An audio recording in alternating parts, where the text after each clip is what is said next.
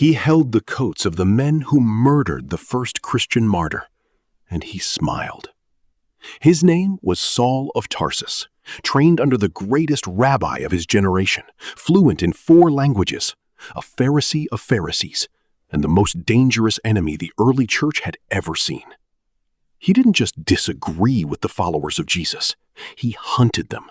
He dragged men and women from their homes, bound them in chains, and handed them over to prison. Acts chapter 9 says he was breathing threats and murder against the disciples of the Lord. He was convinced he was doing God's work. Then came the road to Damascus. A light, brighter than the midday sun, exploded around him. Saul collapsed to the ground, and a voice shook the very air around him. "Saul, Saul, why are you persecuting me?" He trembled. "Who are you, Lord?" "I am Jesus, whom you are persecuting."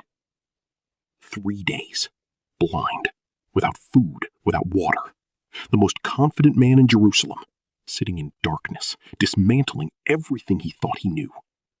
When his sight returned, everything had changed. The hunter became the hunted. Saul, now Paul, preached Christ so powerfully that the very people he once served now plotted to kill him.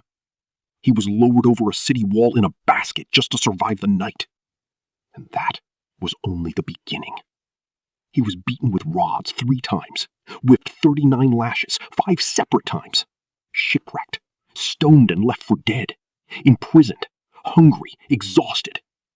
And yet he wrote from a cold Roman prison cell, "I have learned, in whatever state I am, to be content."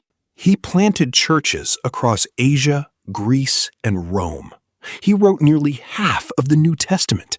His letters have shaped theology, transformed civilizations, and carried the gospel to every corner of the earth. At the end of his life, facing execution under Nero, Paul wrote his final words, "I have fought the good fight, I have finished the race, I have kept the faith."